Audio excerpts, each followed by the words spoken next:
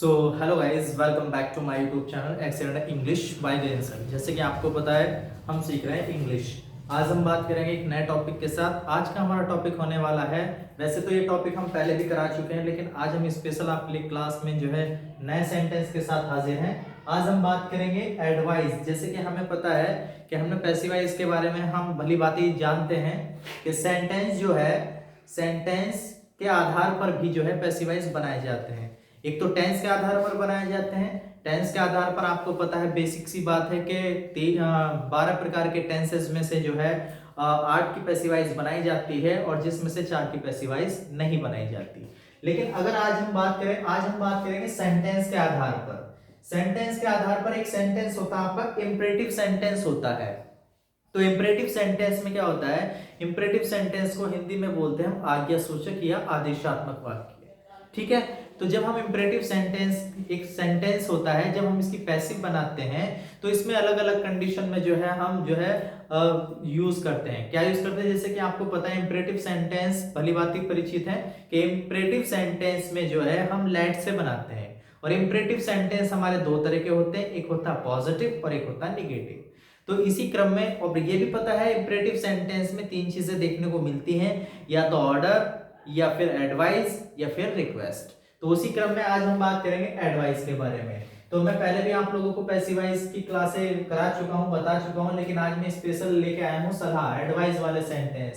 तो देखो, जैसे कि आप देख पा रहे होंगे यहाँ पे लिखा हुआ है कि जिन वाक्यों में सलाह का भाव होता है, सलाह मतलब एडवाइस, जिन वाक्यों में हम एडवाइस देते हैं, किसी को सलाह देते हैं, ठीक है, तो जिन वाक्यों में सलाह का भाव होता है, तो पैसिवाइज बनाते समय यू आर एडवाइस का प्रयोग करते हैं। मतलब सिंपल सी बात यह है कि जैसे कि इंपरेटिव सेंटेंस जो होता है वो अलग अलग कैटेगरी में होता है, अलग अलग भाव। कहीं पर हम किसी को एडवाइस देते हैं, कहीं पर हम रिक्वेस्ट करते हैं, कहीं पर हम जो है किसी को ऑर्डर देते हैं। तो उसी क्रम में जब हम पैसिवाइज बनाते हैं तो आपको इंपरेटिव सेंटेंस में ये समझना पड़ेगा कहां पर हम एडवाइस दे रहे हैं और कहां पे हम रिक्वेस्ट कर रहे हैं। जैसे कि कुछ पहले सेंटेंस है, अगर किसी भी सेंटेंस में प्लीज वर्ड आ रहा है, प्लीज शब्द आता है, तो अगर हम उसको पैसिवाइज बनाना होता है तो हम उसके लिए यूज करते हैं you are requested to use करते हैं। ठीक है, वैसे ही इसी प्रकार जब हमें एडवाइस देनी है, मतलब किसी को सलाह देनी, जैसे कि पहला सेंटेंस आपका है वर्क हार्ड। क्या है? Work hard. दूसरा सेंटेंस है आपका गेट अप अर्ली। तीसरा सेंटेंस है डोंट स्मोक। और फोर्थ सेंटेंस आपका थिंक बिफोर यू स्पीक। कहने का मतलब, पहले सेंटेंस मतलब क्या है? वर्क हार्ड, मतलब कठिन परिश्रम करो। इसमें भी क्या है? एडवाइस है, तो हम कह रहे हैं कठिन परिश्रम करो, वर्क हार्ड। दूसरा सेंटेंस आपका गेट अप अर्ली। तो गेट अप अर्ली का मतलब होता है जल्दी उठना, सुबह में मतलब कुछ भी जल्दी उठना, उसको बोलते हैं गेट अप अर्ली। तो गेट अप अर्ली ये भी क्या हो गई आपकी? एडवाइस हो गई। वर्क हार्ड ये भी क्या हो गई आपकी? एडवाइस हो गई। तीसरा सेंटेंस है डोंट स्मोक।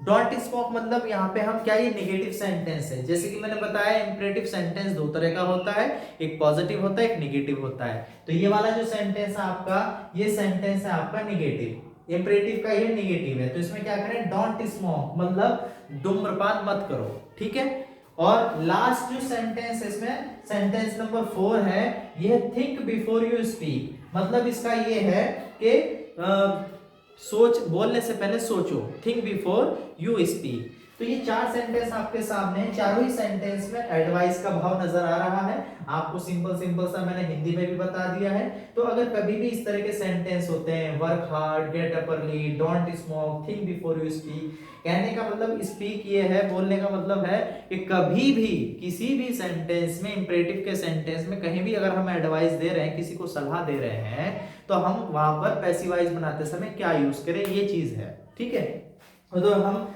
जब पैसिवाइज बनाते हैं तो वैसे तो लेट से यूज करते हैं पैसिवाइज, लेकिन इन वाले सेंटेंस में इट मींस इन भाव वाले सेंटेंस में, जिन वाक्यों में एडवाइस का भाव होता है, उसमें पैसिवाइज बनाते समय हम क्या यूज करेंगे? हम यूज करेंगे you are advised to, you are advised to work hard, you are advised to work hard. तो मुझे क्या करना है, simple you are not to का यूज करना है और हमारा पैसिव वॉइस बनकर तैयार। तो मैंने यहाँ पे क्या किया, यू आर एडवाइज टू का यूज किया, ठीक है। सेम इसी तरीके से गेट अप अर्ली, यहां भी एडवाइज है, तो मैंने क्या किया, you are advise to get up early, get up early, you are advise to get up early, ठीक। तीसरा सेंटेंस है डू नॉट स्मोक, मतलब डोंट भी बोलते हैं, डू नॉट भी बोलते हैं, तो ये आपका निगेटिव है। अब भाई निगेटिव है तो निगेटिव में कैसे करेंगे, है ना। तो निगेटिव की बात समझिएगा, जब भी हमें निगेटिव सेंटेंस बनाना होगा तो हम बनाएंगे सेम ऐसे जैसे है। हम यहां पे भी क्या यूज करेंगे, यू आर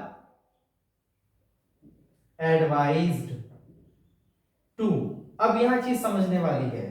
अब इसमें जैसे कि पता है नेगेटिव सेंटेंस है ना, तो कई बार बच्चे क्या गलती करते हैं, वो जो है इस नॉट को देख करके, नेगेटिव सेंटेंस देख करके नॉट कहां लगा देते हैं, हेल्पिंग वर्ब के बाद लगा देते हैं, आर के बाद। लेकिन ऐसा नहीं करेंगे, हमें नॉट कहां लगाना है, इस टू से पहले नॉट यूज करना है। तो हम क्या लगा देंगे, यहाँ पे नॉट लगा दिया। तो you are advise not to smoke, ठीक है। लास्ट सेंटेंस है think before you speak, think before you speak, है ना, बोलने से पहले सोचो, है ना, या सोचने से पहले जो भी है। तो इसमें क्या करना है, थिंक बिफोर यू, ये भी क्या एडवाइस है ना। तो अभी क्या करेंगे, यहां भी सेम वही प्रक्रिया अपनाएंगे, यू आर एडवाइज टू, क्या यूज करा मैंने, you are advise to, same बाकी copy paste, think before you speak, ठीक। तो ये था हमारा इंपरेटिव का पैसिव, किस तरीके से जो है जब हमें इंपरेटिव में एडवाइस दी होती है, इंपरेटिव सेंटेंस में एडवाइस वाले सेंटेंस होंगे और हमको पैसिवाइज बनाना होगा, तो हम क्या करेंगे, उसमें यू आर एडवाइस का यूज करेंगे, जो कि मैंने आपके सामने यहाँ पर बना करके दिखाए हैं। तो ये अलग अलग कंपटीशन में, अलग अलग जो है परीक्षाओं में हमसे पूछे जाते हैं, ठीक है। तो हम कई बार जो गलती कर बैठते हैं, तो इसलिए गलती नहीं करनी। कभी भी एडवाइस चीज होगी तो हमें क्या करना है, इनके लिए यू आर एडवाइस का यूज करेंगे। क्या यूज करेंगे, यू आर एडवाइज, ठीक है। इसी क्रम में नेक्स्ट क्लास में मैंने बताया था, पहले भी मैंने बता चुका हूँ, उससे अगली क्लास में भी बताऊंगा दोबारा से फिर से मैं आप लोगों को, कि अगर कभी प्लीज वर्ड आए तो उसका कैसे पैसिवाइज बनता है ना।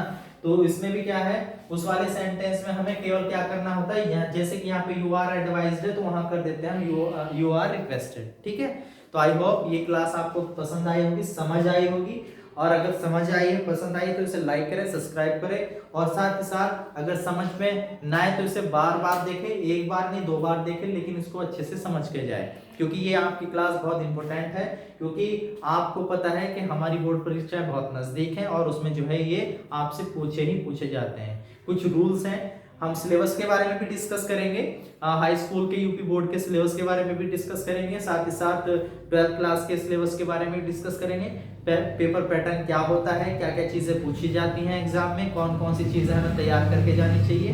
लेकिन फिलहाल ये पैसिवाइज है, जो दोनों क्लासों में आपसे पूछी जाती है, चाहे वो इंटर हो, चाहे वो आपकी 10th क्लास हो, ठीक है। तो नेक्स्ट वीडियो में हम आपसे बात करेंगे, सिलेबस के बारे में डिस्कस करेंगे कि क्या पढ़ के जाना है और क्या नहीं पढ़ के जाना, ठीक है। तो thanks for watching me my video, okay.